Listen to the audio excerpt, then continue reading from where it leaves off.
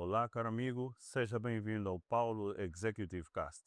O meu nome é Adilson Paulo e hoje vamos falar sobre gestão e os seus desafios em Angola.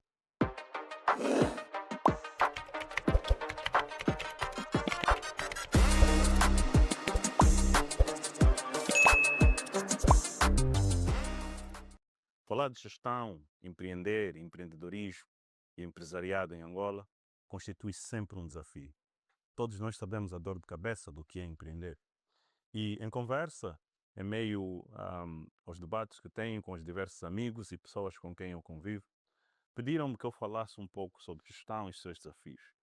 Então, enumerei uma lista de desafios que eu acho que são pertinentes à nossa realidade e que vou detalhadamente discutir os seus efeitos, as suas causas, os seus impactos e, quiçá, também as possíveis soluções. Assim sendo, vamos ao nosso tema. Dos primeiros desafios que enfrentamos na nossa gestão em Angola é a gestão reativa, o constante apaga-fogo. As equipas estão sempre a apagar fogo, as soluções são sempre improvisadas, a situação é sempre imprevista. E isso resulta do quê? Resulta do que chamamos falta de planeamento. Há um tipo de planeamento que existe que é de forma empírica, onde o gerente, o diretor, o líder da equipa dá uma ideia do que se pretende fazer, mas não senta com a equipa de forma detalhada para analisar metas, datas e responsabilidades, ou seja, atribuir responsabilidades. É importante que dentro de todo o plano tenham essas questões resolvidas, como por exemplo, quando é que a gente pretende entregar isso? Quem é que será responsável por isso? E o que é que a gente pretende entregar no final do dia? Isso nos permite não só planear por planear, mas avaliar o resultado entregue do planeamento. Se nós planeamos devidamente, evitamos a partida o ambiente de apaga-fogos. E é constante. Seja em todo tipo de atividades, o que percebemos é ou falhou a comunicação aos níveis mais baixos do plano, ou simplesmente não houve um plano detalhado. Porque parece que todo mundo percebe e sabe como deve ou não seguir a coisa. Esse é o nosso primeiro desafio. O segundo desafio está também associado ao primeiro, é a centralização excessiva de decisões. Ou seja, se o chefe não está, ninguém pode decidir. E várias vezes o próprio chefe é chamado a intervir em períodos fora do horário de expediente.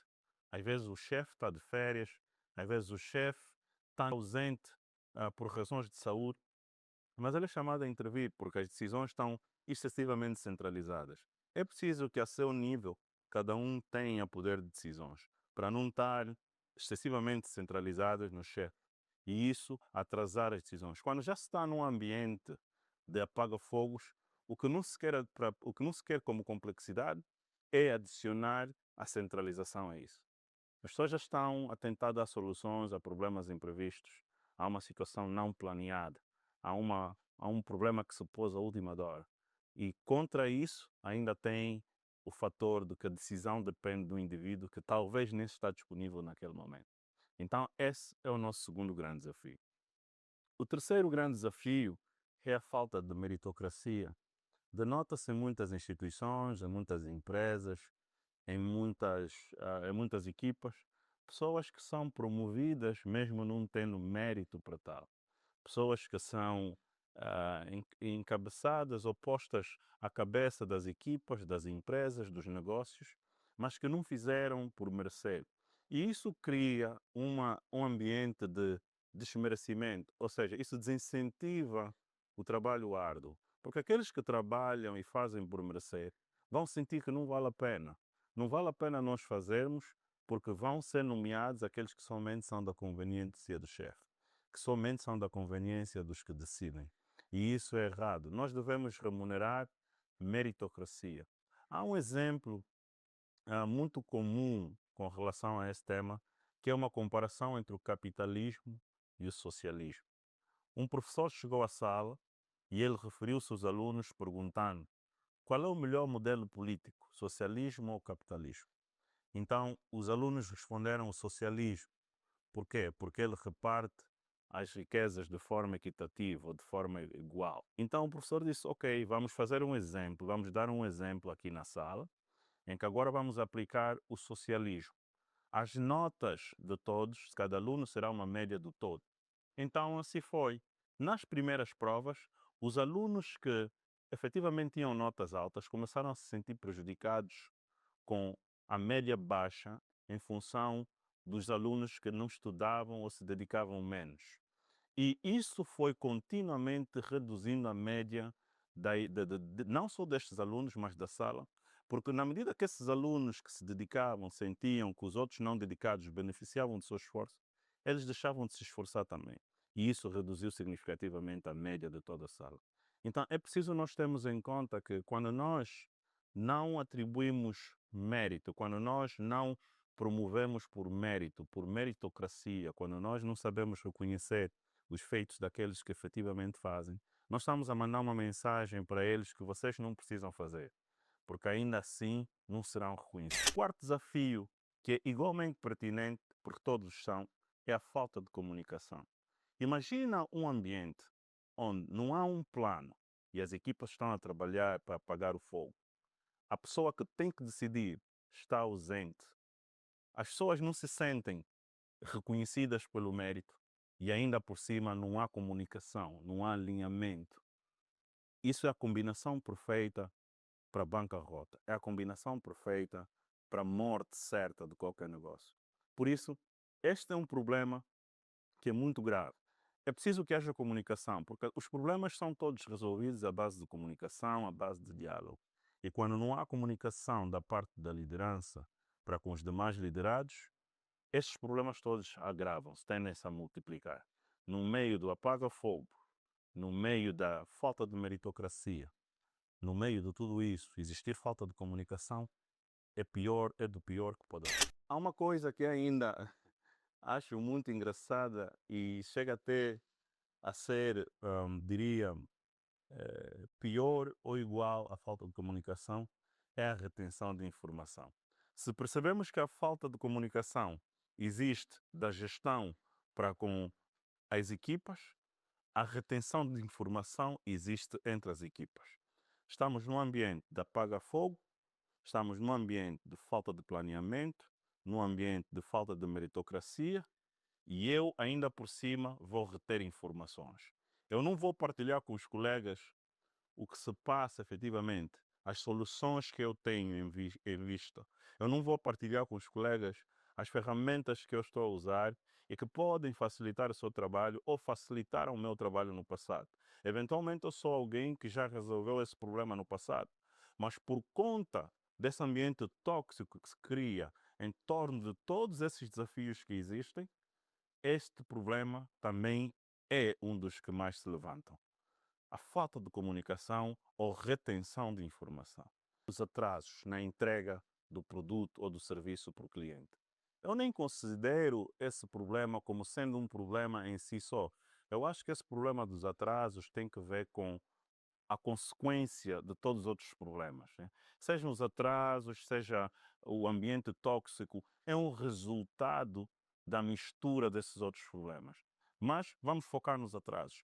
Os atrasos na entrega dos clientes, obviamente, resultam do quê? Da falta de planeamento, da falta de partilha de informações entre as equipas, da falta de comunicação da gestão para com as equipas. Tudo isso vai resultar, então, nos atrasos para o cliente.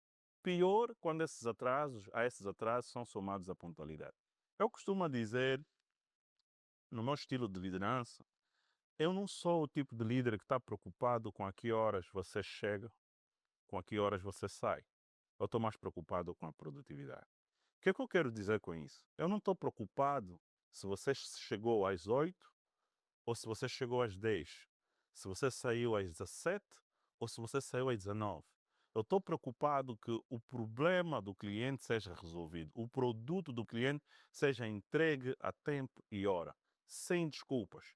Se te facilita, sobretudo para as senhoras que têm responsabilidades acrescidas, que para além de profissionais são mães, são donas de casas, se facilita chegar 10 horas e daí começar a produzir, que seja, mas que no fim do dia essa facilidade não seja um motivo de atraso para a entrega do serviço, do produto para o cliente.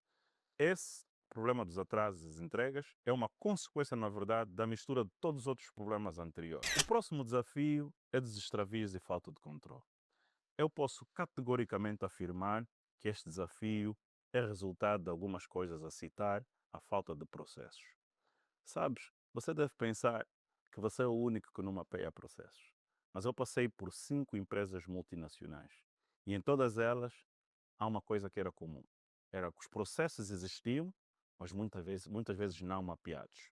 Não é que não existissem processos de todos, em alguns casos. Em alguns casos, os processos existiam, mas o que acontecia na prática estava muito distante dos processos que tinham por escrito. E, noutros casos, simplesmente não haviam processos.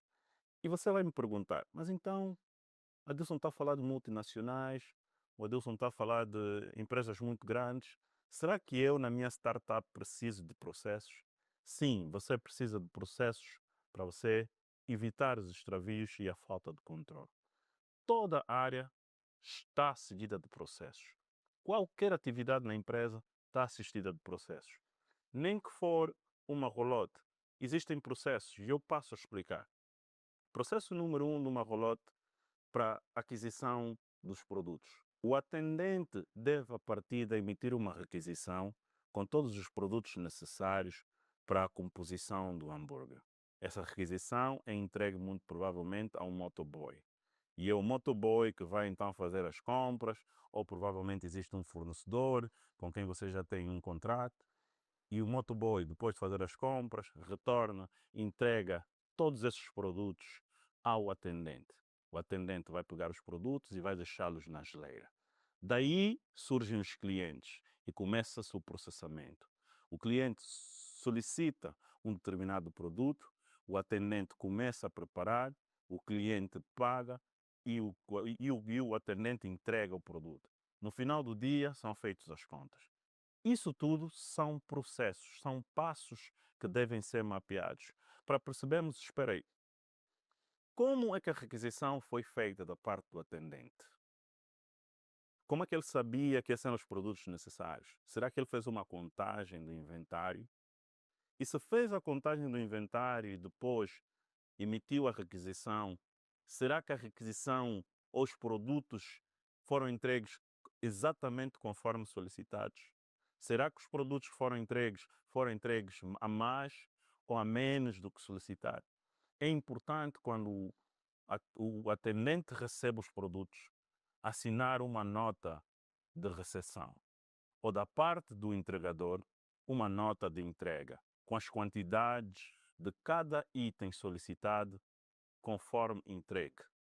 Numa coluna, as quantidades solicitadas, noutra coluna, as quantidades entregues. Se elas conferem, saldo zero. Se não, vai saber o que é que faltou, por que é que faltou e aonde é que está o dinheiro inerente àquela quantidade em falta. Só assim é possível você ter controle. Porque se os produtos são requisitados e são entregues e não existe nenhum documento que prova a requisição e nenhum documento que prova a entrega, então você não sabe onde é que está a haver problemas. Você entrega dinheiros para as compras, esse dinheiro é gasto. Você não sabe se os produtos que foram comprados são efetivamente foram entregues.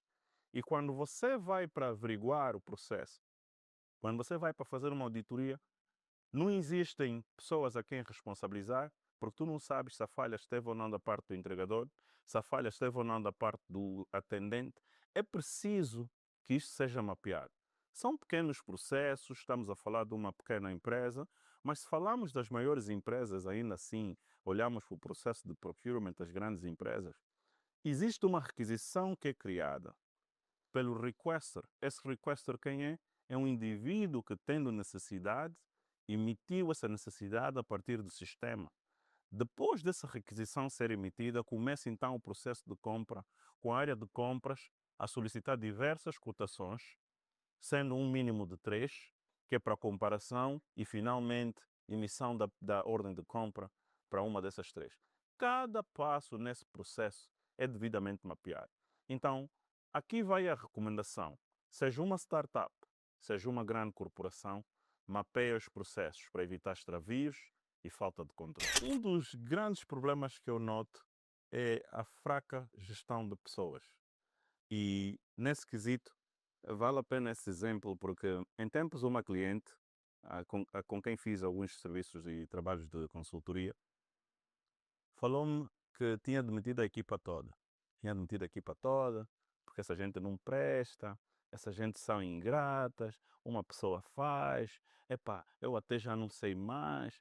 Pronto, né? É assim que normalmente quando uma pessoa está em estresse, frustrada com esses assuntos, se pronuncia nesses termos. Eh, o que se passou foi que ela sentiu que a equipa toda precisava ser demitida. E ela me perguntou o que é que eu achava. E eu lhe disse: olha, tanto isso quanto todos os outros problemas enumerados, tudo isso resume-se numa única coisa: falta de liderança, falta de cultura organizacional e falta de disciplina. Este, na verdade, é a maior causa de todos esses desafios que se levantam na gestão em Angola. Nós podemos atribuir culpa aos funcionários que chegaram atrasados. A questão é aonde é que você estava como líder para não punir, para não evitar esforços para eles não chegarem atrasados. Nós podemos atribuir responsabilidades aos funcionários que extraviaram. A questão é onde é que estavam os processos, onde é que estavam os controlos para eles não extraviarem. E em meio a isso, um último desafio que vale a pena aqui citar é o ambiente tóxico das fofocas, das intrigas, das políticas, de toda uma série de problemas que só pioram. Nós já estamos a combater incêndios, o chefe não comunica, o colega não partilha informação, não existem processos, a liderança não criou uma cultura organizacional apropriada, não está a reter os melhores técnicos. Acima disso, temos fofoca, o ambiente de políticas, onde gestão de carreiras é feita nos corredores, com comentários sobre a vida pessoal do colega, com comentários sobre aquela promoção que não foi feita de forma merecida. Todos esses problemas somam-se e criam um ambiente tóxico, um ambiente impossível de se estar, aonde até o próprio chefe depois, ou o próprio empresário, o próprio gestor depois acha que a solução é demitir a equipa toda. Eu, no meu caso, teria feito diferente. Eu substituí a liderança. Porque é na liderança que reside a responsabilidade de resolver e criar um ambiente em que, em primeira instância, esses problemas não se colocam. Então, quando falamos da fraca gestão de pessoas, estamos aqui a falar daqueles técnicos que, não tendo sido nomeados de forma merecida, acabam por sair. Quando falamos da fraca gestão de pessoas, estamos a falar daquele líder que acha que a solução está na demissão da equipa toda e não na sua própria revisão, não um olhar para dentro e perceber como é que eu estou como líder a influenciar esse ambiente.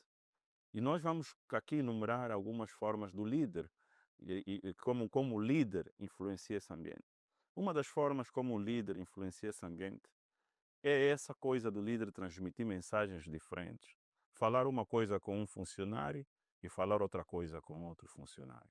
Tratar um funcionário de forma diferente e tratar os outros também de forma diferente. Essa falta de consistência começa a criar um ambiente tóxico. Quando aqueles que são vistos como marginalizados começam depois a criar problemas e começam a criar fofocas, começam a falar dos outros colegas, começam a especular.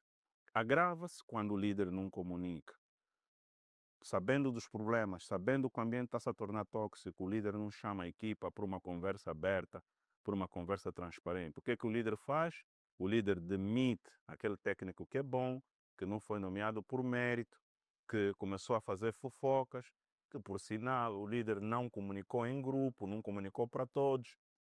Posteriormente, como o técnico que é bom não está, já não temos a informação para resolver um determinado problema, para lidar com um determinado cliente, e aí começamos a perder a capacidade de planejamento. Com a falta de capacidade de planejamento, começamos a trabalhar em apagar fogos. E assim vão se criando todos esses problemas. Falta de liderança. Eu sei, talvez você deve estar se a perguntar, mas Adilson, o que é que eu faço? Olha, eu faço consultorias para várias e várias empresas, para vários e vários CEOs, para vários e vários líderes há anos. Eu tenho mais de 20 anos de experiência. E se você tem esse problema, Você tem agora aqui uma única oportunidade de nos contactar, que é para te ajudarmos a resolver o teu problema. E não só, você pode contactar outros líderes que, de igual forma, lhe parecem ser de confiança, que é para lhe ajudar a sair desse problema. Esse é um problema, ou esses são problemas, são desafios, porque todas as instituições passam, não há nada que se envergonhar, eles têm solução e a solução está na liderança.